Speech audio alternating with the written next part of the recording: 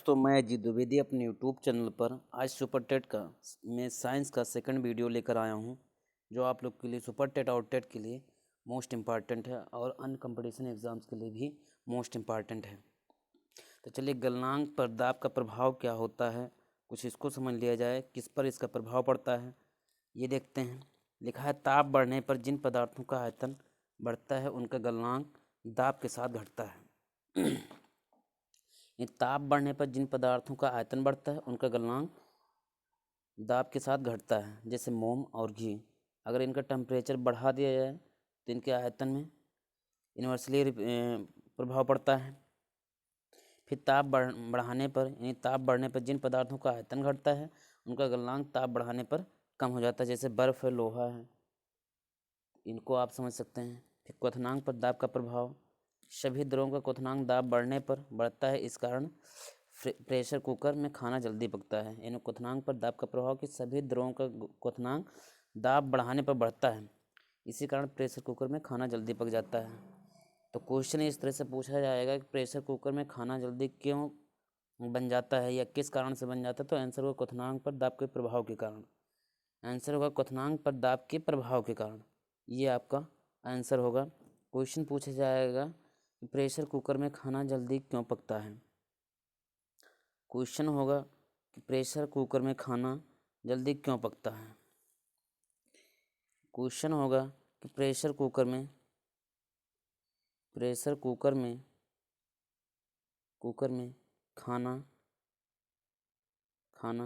जल्दी क्यों पकता है। खाना जल्दी क्यों पकता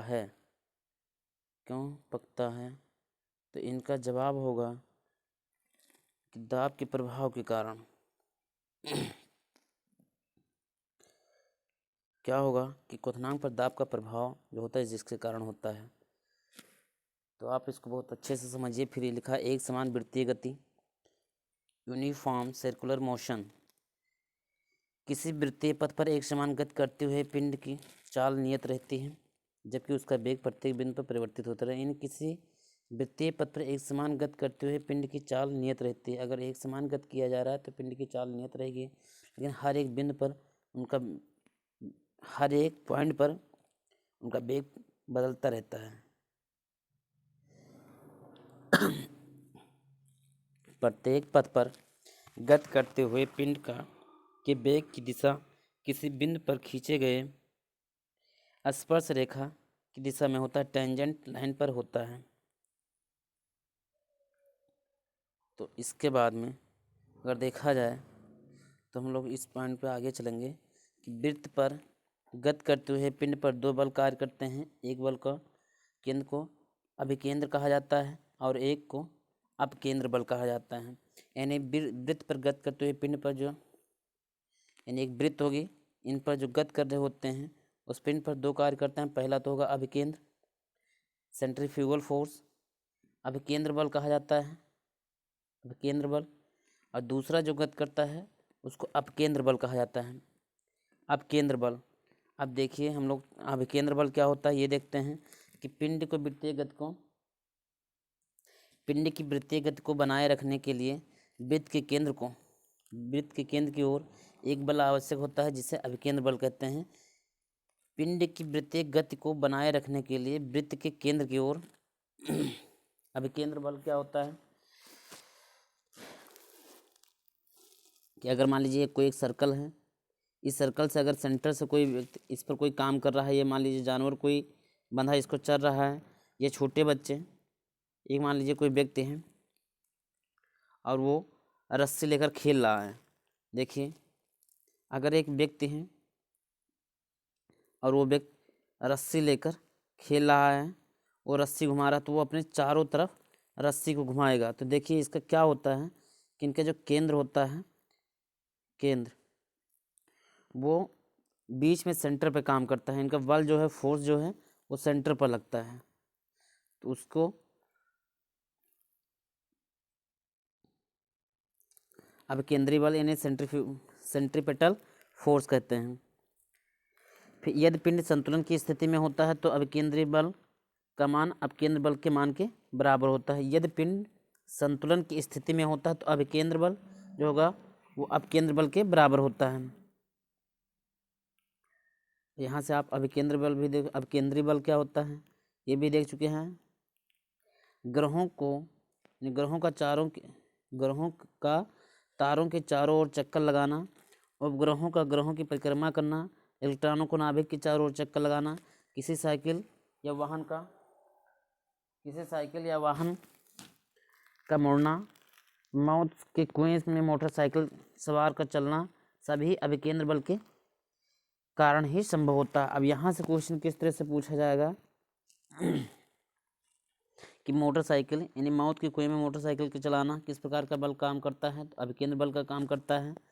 फिर इलेक्ट्रॉन नाभिक के चारों ओर चक्कर लगाते हैं, किस प्रकार के बल का काम करता है, अभिकेंद्र बल। ग्रहों का चक्कर लगाना यानी ग्रह पृथ्वी जैसे सूर्य का चक्कर लगाते हैं या उपग्रह ग्रहों का चक्कर लगाते हैं तो किसके कारण होता है, या अभिकेंद्र बल के कारण होता है। तो ये आप यहाँ से समझ सकते हैं। ग्रहों और उपग्रहों के अभिकेंद्रीय बल गुरुत्वाकर्षण बल के कारण प्राप्त होता है। यानी ग्रह और उपग्रह में अभिकेंद्रीय बल जो होता है गुरुत्वाकर्षण बल के कारण प्राप्त होता है।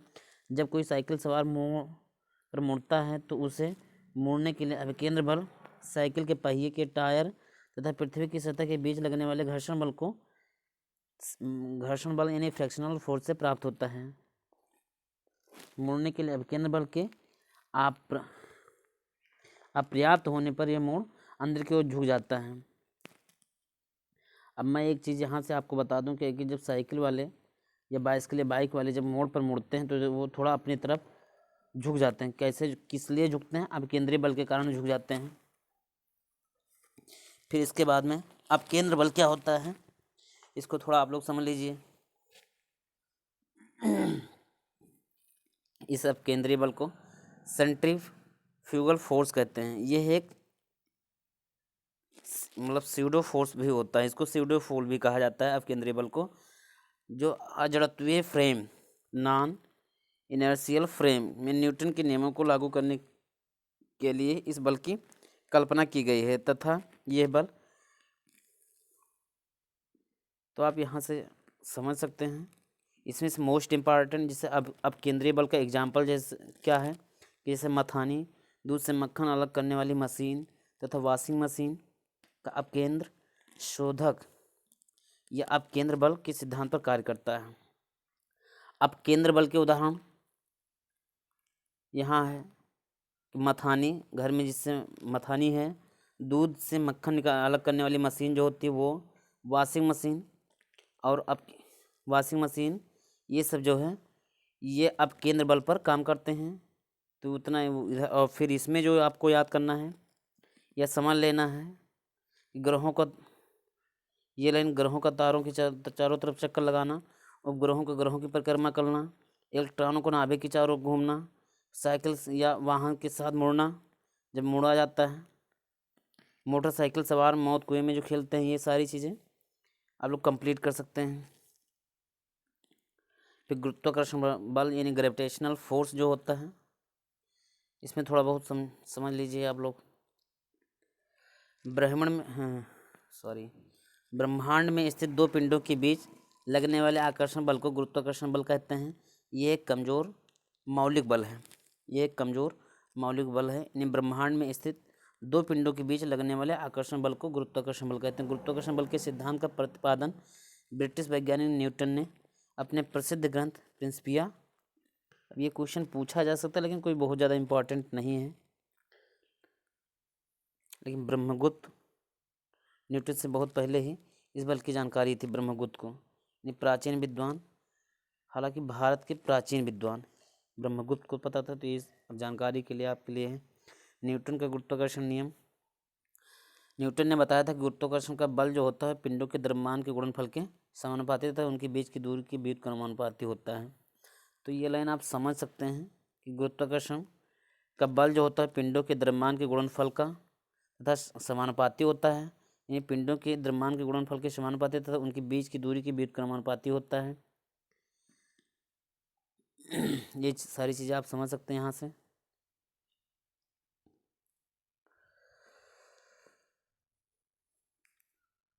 यहाँ से ये मोस्ट इम्पॉर्टेंट है कि पृथ्वी की परिक्रमण गति क्या होती है, पृथ्वी की परिक्रमण गति जो होती है यह अभिकेंद्र बल के कारण होता है, गुरुत्वाकर्षण बल के कारण होता है। फिर इलेक्ट्रॉनों की गति जो होती है अभिकेंद्र बल के कारण होता है, स्थिर विद्युत बल के द्वारा होता है। साइकिल से कीचड़ का छिटकना अभिकेंद्र बल के कारण होता है। ये मोस्ट इम्पॉर्टेंट है, मोस्ट इम्पॉर्टेंट है ये परीक्षा की दृष्टि से, यह आप में क्वेश्चन आएगा।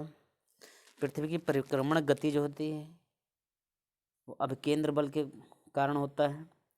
इलेक्ट्रॉनों की गति जो है वो अभिकेंद्र बल के कारण होता है।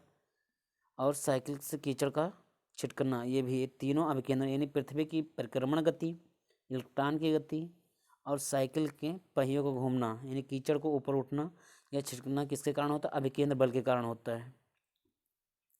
ये मोस्ट इम्पॉर्टेंट फार्मूला है। गुरुत्वीय त्वरण जी बराबर कैपिटल जी me/r² यानी जी गुरुत्वीय त्वरण जो है द्रव्यमान, फिर इलेक्ट्रॉन यानी पृथ्वी का जो है द्रव्यमान है, जहाँ पर पृथ्वी का द्रव्यमान लिखा भी है, आर पृथ्वी की त्रिज्या है। तो ये सारी चीज़ें आप देख सकते हैं। पृथ्वी की सतह पर इसका औसत मान कितना होता है, ये मोस्ट इम्पॉर्टेंट है आपके लिए, याद रखना 9.82 मीटर प्रति सेकंड। कहाँ पर होता है? पृथ्वी की सतह पर इसका मान होता है। पृथ्वी की सतह पर गुरुत्वीय त्वरण का मान यानी ग्रेविटेशनल फोर्स का मान कितना होता है? 9.82 मीटर प्रति सेकंड स्क्वायर होता है।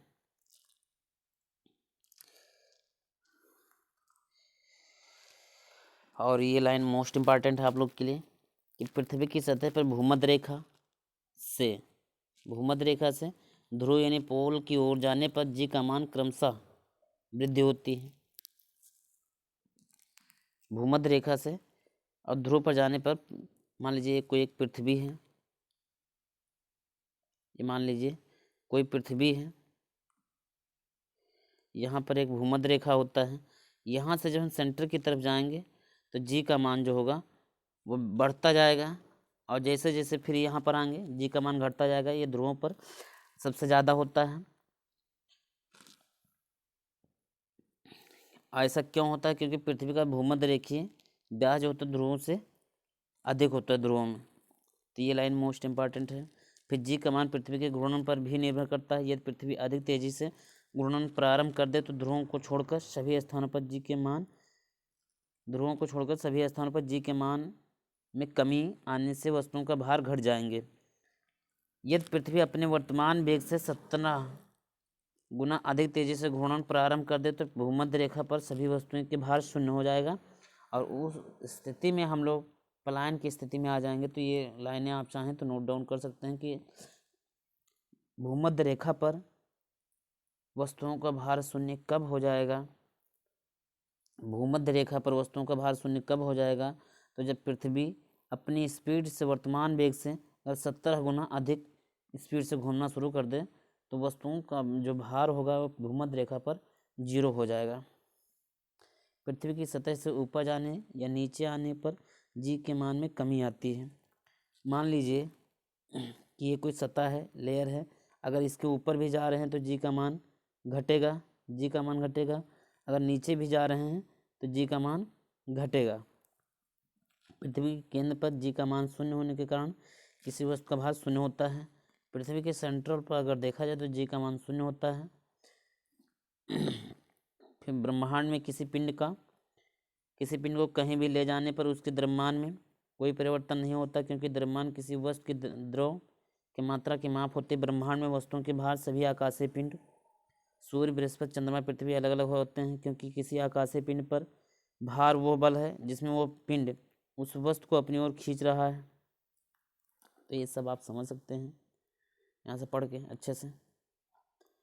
गुरुत्वीय त्वरण जी का मान कहाँ कहाँ पर होता है देखो, ये मोस्ट इम्पॉर्टेंट है आप लोग के लिए, इसको आप स्क्रीनशॉट ले लीजिए। ध्रुवों पर अधिकतम होता है, भूमध्य रेखा पर न्यूनतम होता है। अब क्वेश्चन इस तरह से पूछा जाएगा कि गुरुत्वीय त्वरण यानी जी का मान कहाँ पर अधिकतम होता है, और हर बार बच्चे इसको गलत करते हैं। तो कहाँ पर अधिकतम होता है? ध्रुवों पर। कहाँ पर न्यूनतम होता है? भूमध्य रेखा पर। घटता कहाँ है? सतह से ऊपर जाने पर और सतह से नीचे आने पर घटता है। पृथ्वी के केंद्र पर शून्य होता है। भूमध्य रेखा से अक्षांशों पर ऊपर जाने पर बढ़ता है। तो आप इसको स्क्रीनशॉट ले लीजिए, मोस्ट इम्पॉर्टेंट है और हर बार ये कंपटीशन में पूछा जाता है। इसके बाद में अगर देखा जाए, अब देख ले पृथ्वी पर यम द्रव्यमान के किसी वस्तु का भार कितना होगा, mg के बराबर होता है। ये फार्मूला है, मास इंटू द्रव्यमान जो है वो रखा गया है। सूर्य पर किसी वस्तु का भार पृथ्वी की अपेक्षा 28 गुना। ये इम्पॉर्टेंट लाइन है कि सूर्य, अगर देखिए पृथ्वी की अपेक्षा 28 गुना होता है कहाँ पर, सूर्य पर। अगर मैं यहाँ पर 1 किलो कोई वेट रखूँ तो सूर्य पर वो 28 किलो हो जाएगा। जबकि चंद्रमा पर अगर मान लीजिए यहाँ पर कोई 6 किलो है तो चंद्रमा पर 1 किलो रह जाएगा। लेकिन अगर यहाँ पर कोई 1 किलो है तो सूर्य पर 28 किलो हो जाएगा। यानी सूर्य पर किसी वस्तु का भार पृथ्वी की अपेक्षा 28 गुना मतलब अधिक होगा। वो न्यूनतम चाल जिसे प्राप्त करने के बाद कोई पिंड पृथ्वी के गुरुत्वीय क्षेत्र के बाहर चला जाता है उसे प्लायन वेग कहा जाता है। प्लायन चाल यानी वो न्यूनतम चाल जिसे प्राप्त करने के बाद कोई पिंड पृथ्वी के गुरुत्वीय क्षेत्र के बाहर चला जाता है उसे प्लायन चाल कहते हैं। प्लायन गति के अदिश होने के कारण इसे प्लायन वेग कहा जाता है, चाल कहा जाता है। पृथ्वी पर किसी वस्तु का प्लायन चाल 11.2 किलोमीटर प्रति सेकंड होता है। चंद्रमा पर प्लायन चाल पृथ्वी की अपेक्षा लगभग 1/4 होने के कारण कोई वायुमंडल नहीं है। अब एक क्वेश्चन यहाँ से अच्छा खासा है, वो क्या क्वेश्चन है कि चंद्रमा पर वायुमंडल क्यों नहीं है। तो चंद्रमा पर वायुमंडल इसलिए नहीं है क्योंकि चंद्रमा पर प्लायन जो है, प्लायन चाल पृथ्वी की अपेक्षा लगभग 1/4 होने के कारण वहाँ पर कोई वायुमंडल नहीं है। क्यों नहीं है, क्योंकि वहाँ का जो प्लायन वेग है वह पृथ्वी की अपेक्षा 1/4 है, इसलिए नहीं है। अब प्लायन चाल कितना होता है पृथ्वी पर, किसी वस्तु का प्लायन चाल कितना होता है, 11.2 किलोमीटर प्रति सेकंड। अगर इससे ज़्यादा स्पीड से फेंका जाए तो फिर वो वस्तुएं यहाँ पर नहीं रह जाएंगी। भारहीनता यानी वेटलेसनेस की स्थिति है जिसमें पिंड को अपने भार का अनुभव नहीं होता है। मुक्त रूप से गिरते हुए पिंड का त्वरण गुरुत्वीय त्वरण के बराबर होने के कारण कोई पिंड भारहीनता की स्थिति महसूस करता है। ये सब आप समझ सकते हैं। किसी कृत्रिम उपग्रह में बैठा व्यक्ति भारहीनता का अनुभव करता है जबकि वो पृथ्वी के गुरुत्वीय क्षेत्र में ही रहता है। यदि नीचे उतरते समय लिफ्ट का त्वरण गुरुत्वीय त्वरण से अधिक हो जाए तो लिफ्ट में खड़ा व्यक्ति लिफ्ट की छत से जा लगेगा। अब सोचो, ये इम्पोर्टेंट क्वेश्चन है कि उतरते समय लिफ्ट का जो त्वरण होता है गुरुत्वीय त्वरण से अधिक हो जाए, यानी जी से अधिक हो जाए, जी का मान जो होता है उससे अधिक हो जाए, तो होगा क्या कि वो व्यक्ति लिफ्ट की छत पे जाके लड़ेगा।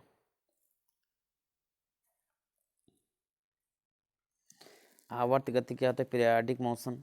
किसी निश्चित समय अंतराल में कोई पिंड यदि अपनी गति को बार बार दोहराता है तो ऐसी गति के आवर्त गति कहते हैं। पृथ्वी की गति, चंद्रमा की गति, सरलोलक घड़ी की गति इत्यादि आवर्त गति के उदाहरण हैं। यदि कोई पिंड एक निश्चित बिंदु के इधर उधर आवर्त गति करते हैं तो ऐसी गति का कंपन या दोलन गति कहते हैं।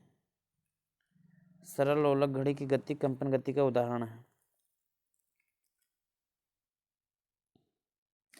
अब ये इम्पॉर्टेंट है कि सरलोलक के आवर्तकाल के मान में परिवर्तन। गर्मी के दिन में सरलोलक के आवर्तकाल जो होते हैं वो बढ़ जाता है, गर्मी के दिनों में बढ़ जाता है, जाड़ों के दिनों में घट जाता है, ऊंचाई में जाने पर बढ़ जाता है। यानी जब जी का मान घटता है तो वो बढ़ जाता है, गहराई में जाने पर बढ़ जाता है और जी का मान घटता है।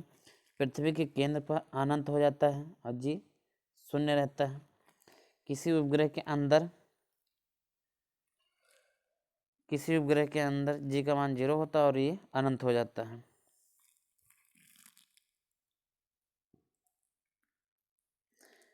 तो ये सारी चीज़ें आप नोट कर सकते हैं।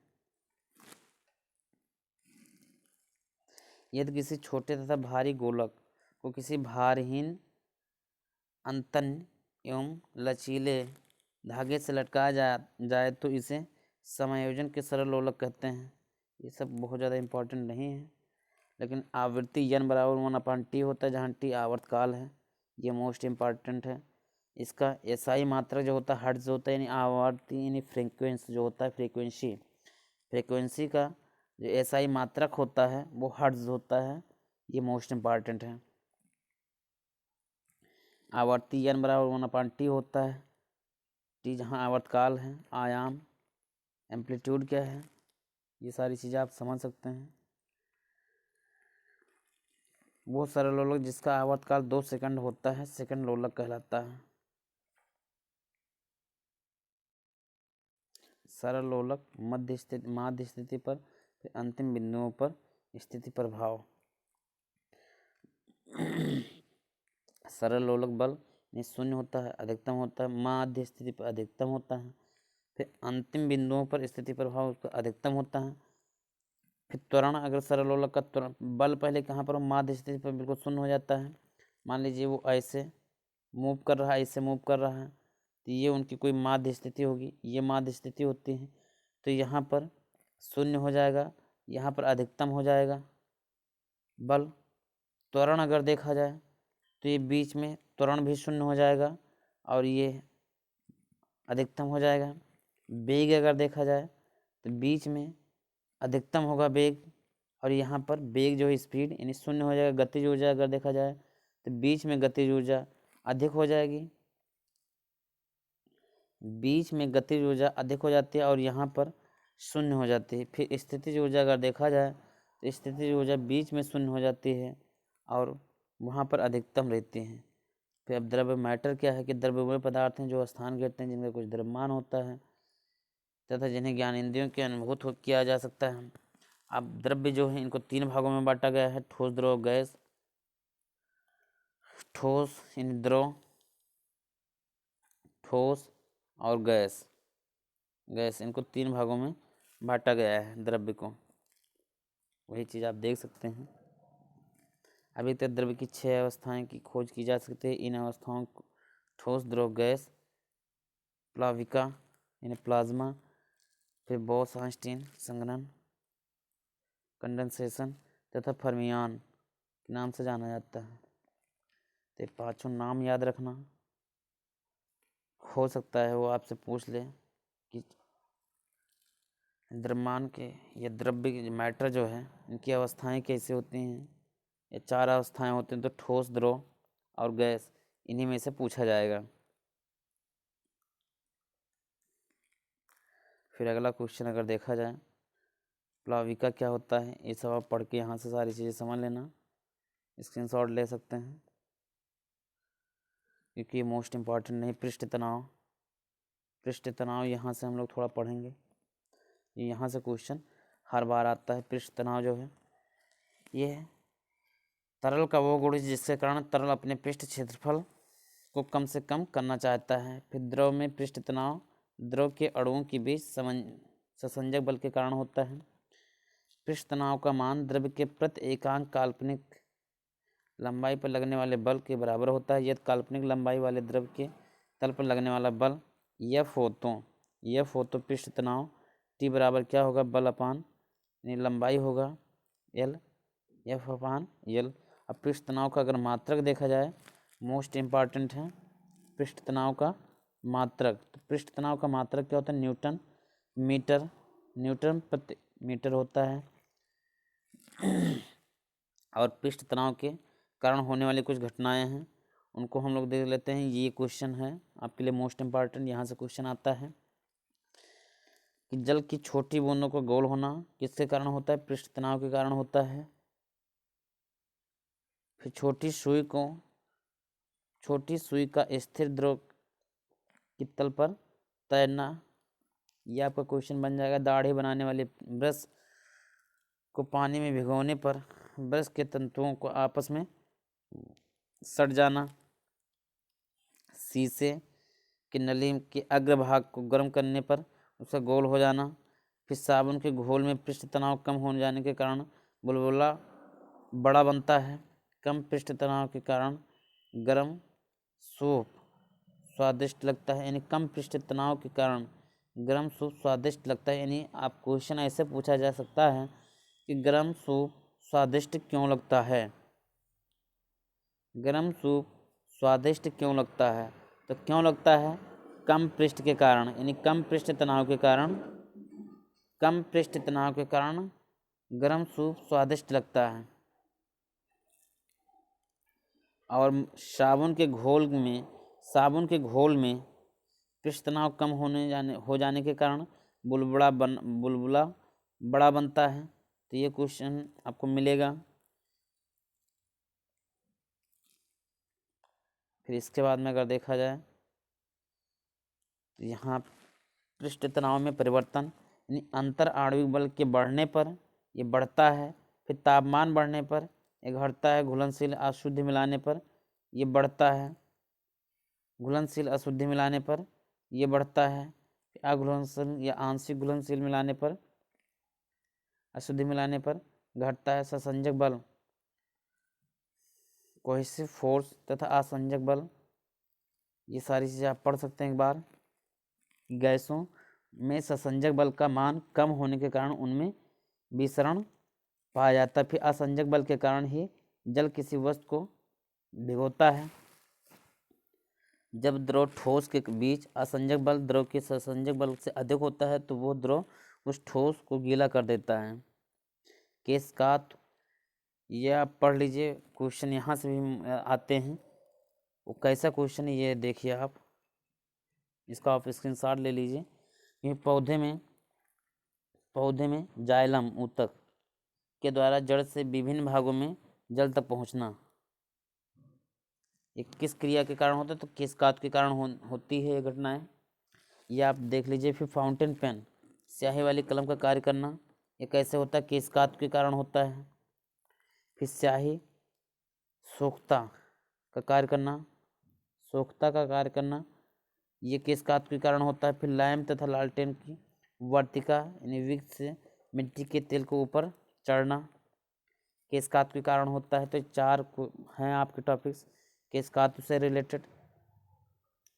आप हेडिंग डाल सकते हैं केशकात के कारण होने वाली कुछ महत्वपूर्ण घटनाएं, और फिर इसको आप नोट कर लीजिए कि पौधे में जाइलम ऊतक के कारण, यानी पौधों में जाइलम ऊतक के द्वारा जड़ से विभिन्न भागों में जल का पहुंचना तो किसके कारण होता है? केशकात के कारण। फिर फाउंटेन पेन को कार्य करना केशकात के कारण। स्याही सेकता का कार्य करना। फिर लैम्प तथा लालटेन की वर्तिका तो उसी के कारण होता है। मानसून से ठीक पहले किसानों द्वारा खेती की जुताई केस नलियों को तोड़ने के लिए किया जाता है। एक मोस्ट इम्पॉर्टेंट है, मानसून से ठीक पहले किसानों द्वारा खेत की जुताई केस नलियों को तोड़ने के लिए किया जाता है। फिर स्यानता विस्कोसिटी, द्रव का वो गुण जिसके कारण द्रव अपनी भिन्न भिन्न परतों में होने वाली अपेक्षित गति का विरोध करता है, उससे अंतर कहलाता है। द्रव की सतहों के बीच द्रव की गति की विपरीत दिशा के, तो ये सारी चीज़ें आप यहाँ से देख सकते हैं भैया।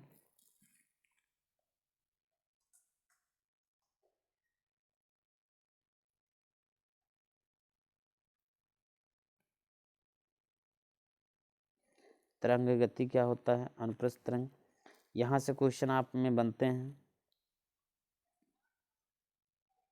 अनुदैर्ध्य तरंग क्या होता है? तो थोड़ा इसको देख लिया जाए क्योंकि यहाँ से क्वेश्चन आपको मिलेंगे। तरंग एक विक्षोभ है जिसमें माध्यम के कण अपने माध्य स्थिति में अस्थायी रूप से विस्थापित हुए बिना ऊर्जा का संचरण करते हैं। यदि तरंग संचरण के लिए माध्यम आवश्यक है तो ऐसे तरंग में यांत्रिक या प्रत्यास्थ तरंग कहते हैं, जबकि माध्यम की अनुपस्थिति में भी संचरित होने वाले तरंगों को अयांत्रिक कहते हैं। ये सारी चीज़ें आप पढ़ के कंप्लीट कर सकते हैं, इसमें कोई मोस्ट इम्पॉर्टेंट नहीं है।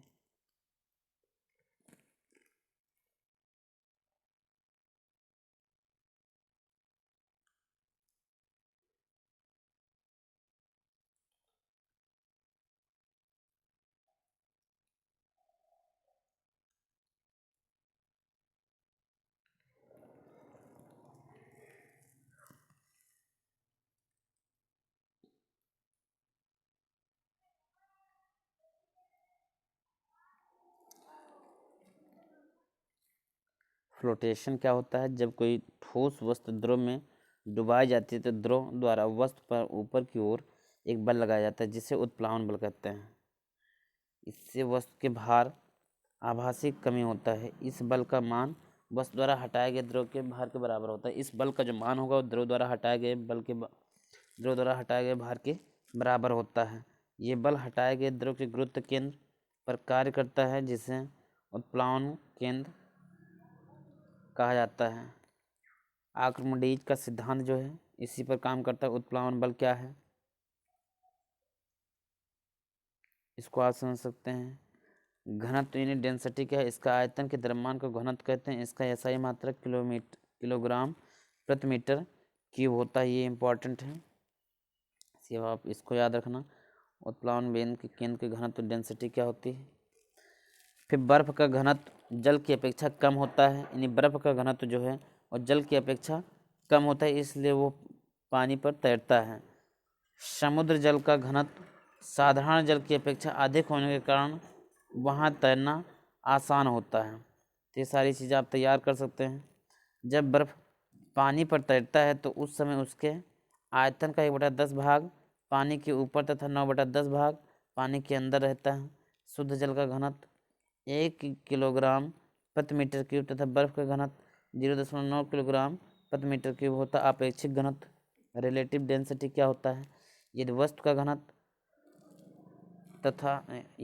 घनत्व तथा 4 डिग्री सेल्सियस पर जल के घनत्व का अनुपात होता है तो आपेक्षिक घनत्व बराबर वस्तु का घनत्व 4 डिग्री सेल्सियस के बराबर होता है। आपेक्षिक घनत्व का कोई मात्रक नहीं होता। ये मोस्ट है भैया, यहाँ से आप याद रखना, क्योंकि आपेक्षिक घनत्व का कोई मात्रक नहीं होता है और आपसे क्वेश्चन पूछा जा सकता है कि आपेक्षिक घनत्व का मात्रक क्या होता है। कोई दो मात्रक दे दिया जाएगा, तीसरा ऑप्शन होगा ये दोनों, चौथा ऑप्शन होगा इनमें से कोई नहीं। इनमें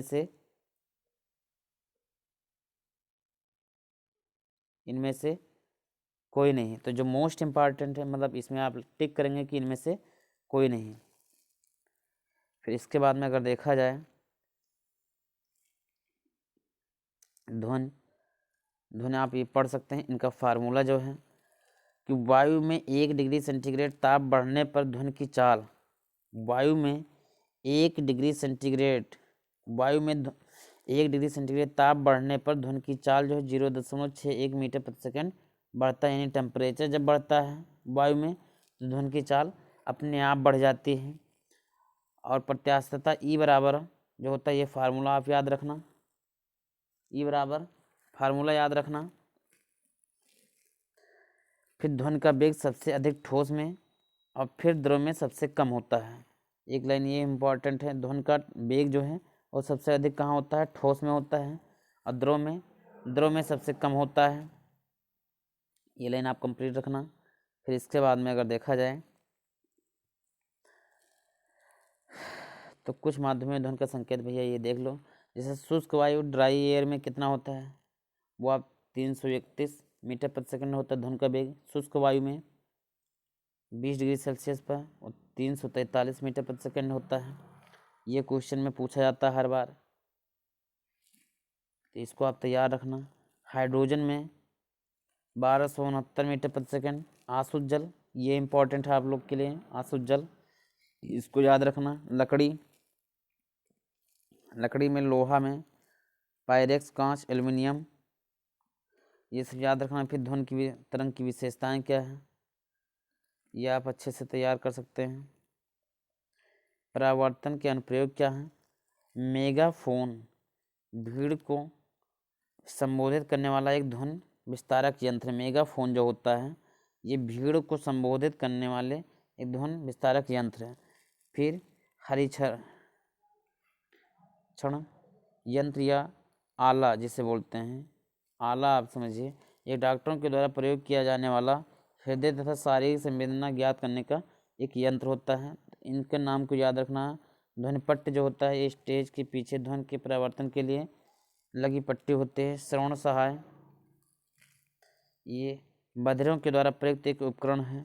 फिर मरमर श्राव गैलरी जो होता है, ये भारत के गोल गुम्बद तथा सेंट पॉल चर्च लंदन में स्थित एक ऐसा स्थिति जहाँ पर ध्वनि के परावर्तन कारण होता है। तो इस सारी चीज़ों को आप नोट कर सकते हैं। फिर विभिन्न कारकों पर ध्वनि का वेग पर प्रभाव, जैसे दाब, विभिन्न कारक, विभिन्न फैक्टर्स का ध्वनि का वेग के प्रभाव, ध्वनि के वेग पर प्रभाव, विभिन्न कारकों का ध्वनि के वेग पर प्रभाव। तो ये मोस्ट इम्पॉर्टेंट है, यहाँ भी आप तैयार कर लीजिए, नोट डाउन कर लेना अपनी कॉपी में।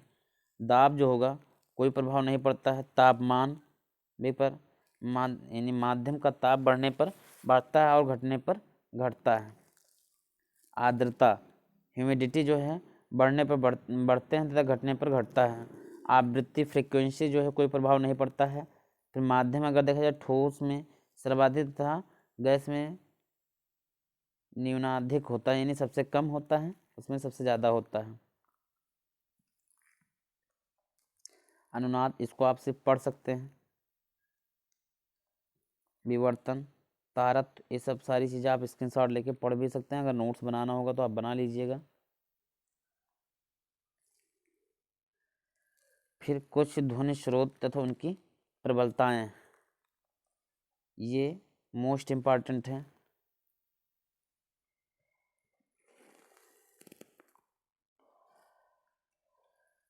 प्रक्षेपास्त्र जो होता है 180 dB का होता है। फिर स्टीरियो फोन फुल साउंड में 140 dB का होता है। सायरन, ये इनकी यूनिट है। dB जो दिया है ये इसकी यूनिट है। सायरन जो होता है 130 में होता है।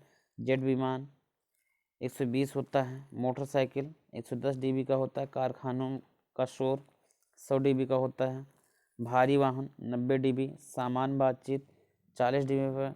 फुसफुसाहट 20 dB पर होता है।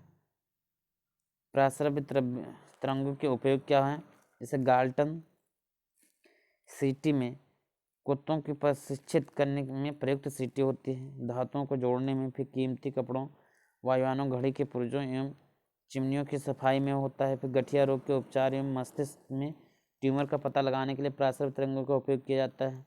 कुछ पौधों की वृद्धि तीव्र करने में प्रयोग किया जाता है। सोनार, ये साउंड नेविगेशन एंड रैंगिंग प्रयोग करते हैं का संक्षिप्ताक्षर होता है तथा इसका उपयोग समुद्र की गहराई जानने में किया जाता है।